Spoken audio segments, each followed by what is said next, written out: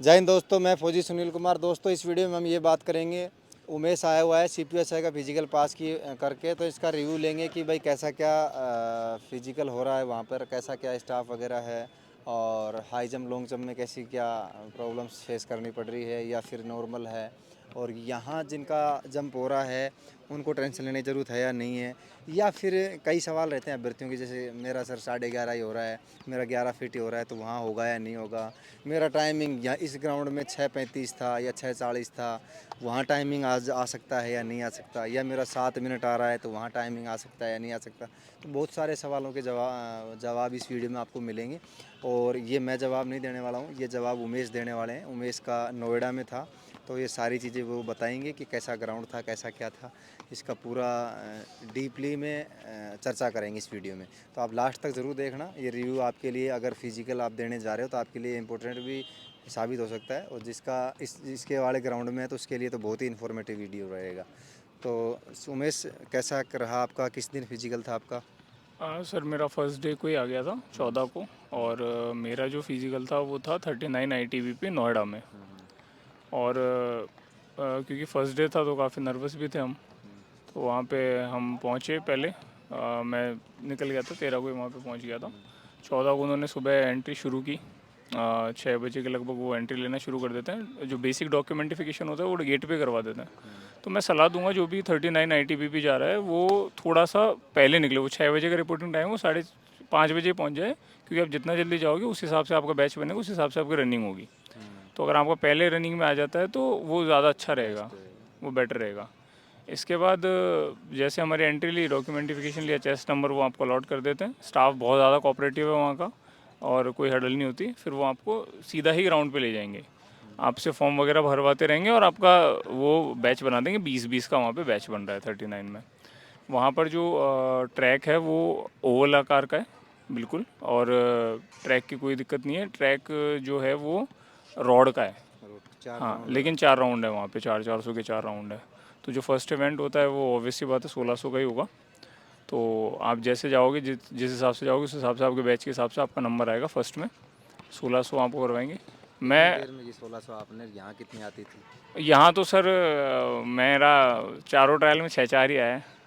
तो वहाँ पर मैंने यही सोचा था कि भाई यहाँ पे कोई गोल्ड मेडल तो उठाना नहीं है मेरे को, क्योंकि आगे और भी इवेंट होते हैं। तो मैं अपने भाइयों को सलाह दूंगा जो भी हैं कि आप देखो, अब अपना अपना है, जिसको जितना मारना है वो मार लेना, लेकिन मैं यही करूँगा कि आप 6 से और 6:10 के बीच में ही लें, क्योंकि आपको आगे के लिए भी और इवेंट्स है तो उनके लिए भी प्रिपेयर रखना है खुद को। ये वाली बात तो मैंने उसी हिसाब से स्ट्रेटेजी फॉलो की मेरी, और मैंने 6:10 के अंदर अंदर मेरा ये कंप्लीट कर दिया था 1600 का जो था रनिंग। यहाँ पर तो मेरा टाइम सर बहुत, मतलब अगर 6 से डाउन भी आ जाता था, यहाँ अच्छी प्रैक्टिस थी इसलिए। ये देवा उसके बाद कहाँ लेके गए आपको? 1600 होने के बाद उन्होंने वहाँ पे आपको बैठा दिया 100 मीटर के लिए। आपको अच्छे से वो टाइम देते हैं, पूरा प्रॉपर टाइम देते हैं, 30 मिनट का टाइम देते हैं। अगर किसी कहीं कहीं पे वो नहीं भी दे रहे हैं और आपको लगता है आप 100 मीटर अभी नहीं कर सकते 1600 के बाद, क्योंकि कई भाई होते हैं जो 1600 मारते हैं और जिनकी प्रैक्टिस इतनी अच्छी नहीं होती, वो नहीं 15-20 मिनट का उनको गैप चाहिए तो वो देते हैं इतना टाइम भी आपको। फिर वो हमको 100 मीटर पे लेके गए। 1600 मीटर में मैं वहाँ पे ये कहना चाहूँगा 39 ITBP में जिसका भी आ रहा है उसको टेंशन लेने की ज़रूरत नहीं है। अगर आपका 7 टाइम भी आ रहा है, आप बस विल पावर रखिए, वहाँ आपका होगा, क्योंकि वहाँ 7 वाले बंदे का भी हुआ है। रुकिए मत। हाँ, बस फर्स्ट राउंड जिस भी बंदे का 6.5 से ऊपर आ रहा है वो अपना फर्स्ट राउंड 6:25 से 6:30 के बीच में लेना। सॉरी, मैं 1.5 मिनट। हाँ, मैं यही सलाह दूंगा कि 6:30 के आसपास ही लेना, वो सॉरी 1:30 के एक आसपास तीस लेना पहला राउंड। उसके बाद आप ले लेना, क्योंकि रोड में क्या होता है, पैर भर जाते हैं अगर आप ज़्यादा तेज़ भागोगे तो। 1600 के बाद फिर वो हमको उन्होंने रेस्ट दिया, फिर वो 100 मीटर पे लेके चले गए। 100 मीटर भी वहीं वो सेम ही उसी ट्रैक पे हुई थी, रोड पे हुई थी हमारी। और 100 मीटर में कोई भी वहाँ पे फेल नहीं हुआ। 100 मीटर के बाद उन्होंने फिर से सबकी 100 मीटर कराई, तब तक हमको और उन्होंने रेस्ट दे दिया, आराम से बोला स्ट्रेचिंग वगैरह सब कर लो, सब उन्होंने मौका दिया। फिर वो हमको ले गए हाई जंप और लॉन्ग जंप पे। पहले क्या हाई जंप लोगे? पहले लॉन्ग जंप थी सर। अब मैं सही बात बताऊँ तो मैं थोड़ा सा नर्वस था, क्योंकि मेरी यहाँ पे लॉन्ग जंप आई नहीं थी। मेरा यहाँ पे पाँव टच होता था, मेरा यहाँ पे आ रहा था पौने बारह के लगभग लगभग। बट मैं यही बात कहूँगा कि आप अपने आप को मोटिवेट रखिए।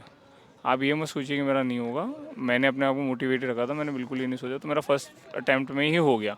और जिसका यहाँ चित्रकूट में तो जिसका भी हो रहा है, मैं लिटरली बता रहा हूँ, यहाँ पे हम बहुत हार्ड प्रैक्टिस करते हैं। यहाँ जिसका 11 अभी आ रहा है उसका वहाँ 13 आ जाएगा।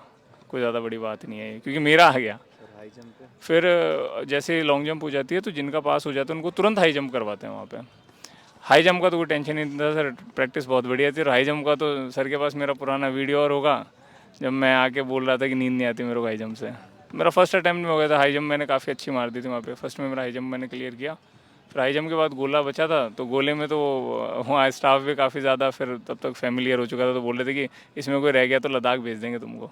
रहा नहीं, गोला फेंक दिया था। अब तुम में स्टूडेंटों में कोई सवाल है जो इनसे पूछना चाहते हो कि भाई कैसे क्या होगा, तो आप पूछ सकते हो। और लिटरली वीडियो की तरफ से नहीं, आप अपने अंदर भी अगर कोई सवाल रखते हो ना इस प्रकार का तो पूछ सकते हो। बताओ कोई सवाल है क्या? है कोई सवाल? कोई सवाल है?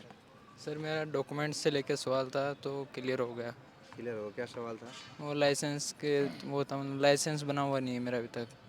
तो भैया ने बता दिया कि डीपीएसआई में ही लाइसेंस मांगते हैं, अन्यथा आपका लाइसेंस नहीं मांगते। दिल्ली पुलिस एसआई में लाइसेंस? डॉक्यूमेंटिफिकेशन के लिए आपको किसी को वरी करने की कोई ज़रूरत नहीं है। अगर आपके पास कोई मेजर भी नहीं, आपकी एक बेसिक आईडी तो होनी चाहिए जो पहचान पत्र है। उसके अलावा अगर आपको कोई वहाँ पे नहीं है तो वो आपको अंडरटेकिंग भी देने का मौका देते हैं।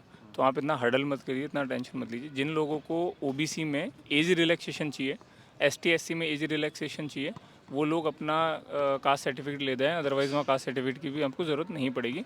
ईडब्ल्यूएस वाले ज़रूर अपना वो लेके चले जाएं वहाँ पर, जो आपका आय प्रमाण पत्र है जैसा भी आपका जो बनता है वो मांगते हैं। बाकी एसटी वालों को अगर हाइट और चेस्ट रिलैक्सेशन चाहिए तो वो अपने एसटी सर्टिफिकेट के साथ एक एनेक्चर 8 ज़रूर ले जाएं, क्योंकि वो वहाँ पर मांगा जा सकता है। पर बाद बाकी अगर किसी का नहीं बनना है, नहीं बन रहा है, तो वहाँ वो अंडरटेकिंग का आपको मौका देते हैं। आप वहाँ पे परमिशन ले लीजिए। वहाँ पे आप अपनी फ़ोटोकॉपी लेके जाएं, क्योंकि वो फ़ोटोकॉपी लेते हैं और आपका ओरिजिनल डॉक्यूमेंट एक बार वो देख लेते हैं। तो आप ओरिजिनल और फ़ोटोकॉपी ले जाएं।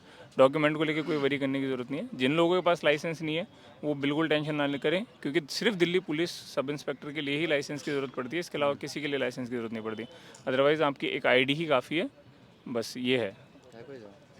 वो जो अपना पीईटी का एडमिट कार्ड आता है उसके अंदर जैसे इंस्ट्रक्शन में लिखा है पीटी शूज़, तो स्पोर्ट्स शूज़ चलेंगे ना या पीटी शूज़ ही ले जाने कंपलसरी है? आप वहाँ पर कैसे भी शूज़ ले जाओ, चाहे 20,000 के वेपरफ्लाई ले जाओ, कोई दिक्कत नहीं है। वो आपके शूज़ को लेके कुछ भी कमेंट नहीं करते। आपको जैसे दौड़ना है, नंगे पाँव दौड़ना है, शूज़ में दौड़ना है, दैट्स योर चॉइस। कोई पीटी शूज़ कुछ नहीं है। वो इंस्ट्रक्शन में लिखते हैं कि आप अपना सामान खुद लेके आए, पता चल रहा है उनसे उम्मीद करें से जूते पहना दो। अच्छा, एक जैसे सैंडो लेके आनी पड़ेगी या टी शर्ट में भी दौड़ सकते हैं? देखो सैंडो और टी शर्ट, मतलब सैंडो है तो आई वुड से कि वो आप पहनो, क्योंकि वो थोड़ा खुला रहता है, तो एक साइकोलॉजिकल वो होता है। बाद बाकी आपकी प्रैक्टिस अच्छी है तो आप वो गदरी पहन के दौड़ोगे, कोई फ़र्क नहीं पड़ता।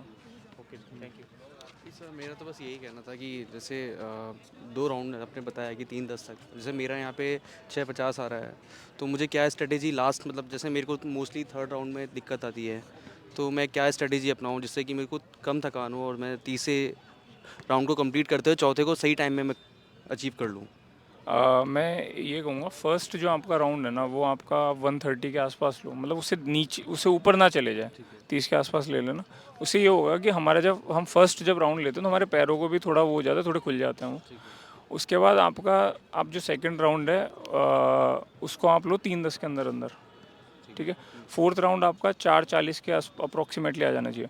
आपका 4:45 भी आ रहा है ना, तो भी आप ये लगा लो आप लास्ट में 100% मार दोगे, क्योंकि एक बार तीसरा राउंड हो गया ना फिर आपको कुछ नहीं करना है। फिर आपकी माँ को याद कर लेना, और इस जीवन में फिर कोई नहीं रोक सकता आपको। और एक चीज़ और, जैसे अगर मेरे बैच में ही अगर कोई एक पर्सन मेरे साथ अगर हो जाता है तो वहाँ क्या टीम वर्क हो सकता है? हाँ चलेगा? हाँ बिल्कुल। अगर आपको वहाँ पर कोई बंदा मिल जाता है जो कंपेटिटेबल है आपके साथ, जिसका टाइम आ रहा हो लगभग कौन सा 6:30 या 6:20 के लगभग आ रहा हो, बिल्कुल उस बंदे के साथ आप, क्योंकि मैंने मेरे 2022 में स्ट्रेटेजी फॉलो की थी और वो वर्क भी की थी, तो आप उसके स्टेप से अगर चलोगे, क्योंकि उसका आ रहा था टाइम, तो आप इजीली कर जाओगे। बस कोई बंदा ऐसा मत पकड़ लेना जो ज़्यादा तेज़ भागता हो, ठीक है। अदरवाइज़ अगर ऐसा नहीं होता तो वहाँ पर क्या है, आपको टाइम का ध्यान रखना है। अगर वो टाइम नहीं भी बताते तो आप सिर्फ इशारा कर देना, वो आपको पर्टिकुलर टाइम बताएंगे, तो बस टाइम दिमाग में रखना। 1:30 हो जाएगा, फिर नेक्स्ट राउंड वो अपना 3:10 और वो करके लास्ट का राउंड फिर बिल्कुल खींच देना। मतलब सोचो मत कि मेरा हाई जंप लॉन्ग जंप है, कुछ फ़र्क नहीं पड़ता, फुल रेस्ट देंगे वो। मेरे को पूछा था, वो कॉन्क्रीट का रोड है, ठीक है, ट्रैक है, तो ये ऐसा है क्या सेम चित्रकूट जैसा?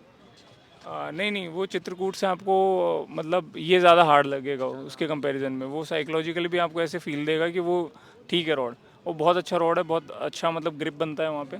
ITBP वाले के 39 की मैं बात कर रहा हूँ, और ठीक है वो अच्छा रॉड है, वहाँ पे कोई इशू नहीं आएगा। यहाँ अगर आपका मैं कह रहा हूँ ना 650 आ रहा है, अगर आप बस विल पावर पे आप पे काबू रख लोगे ना कि हाँ मैं कर सकता हूँ, आप 100 आप मैं लिख के दे रहा हूँ आपको वहाँ पे रनिंग होगा। क्योंकि वहाँ मैंने 7 वाले की रनिंग देखी है, मेरे साथ में मेरे बैच में एक बंदा था जिसका 7 के नीचे का भी टाइम नहीं है, उसने वहाँ रनिंग की है।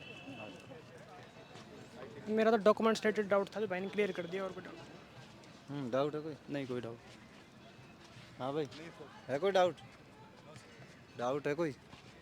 हाँ भाई, सब डाउट क्लियर है? बाकी भैया ने क्लियर कर ही दिया है।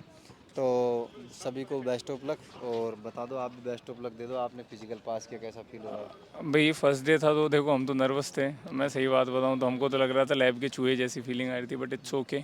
अगर आपकी ट्रेनिंग सही है, आपने मेहनत की है, तो आपका हो जाएगा, कोई ज़्यादा बड़ी बात नहीं। क्योंकि अब मेरे को ज़्यादा तो नहीं पता, यहाँ पे हम बहुत हार्ड करते हैं, मतलब हम यहाँ पे थोड़ा सा टफ ही करते हैं, तो वहाँ पर मेरे को एफर्ट्स लगे नहीं किसी चीज़ में, मेरे को ऐसा नहीं लगा कि यार ये कुछ हार्ड है वहाँ पे।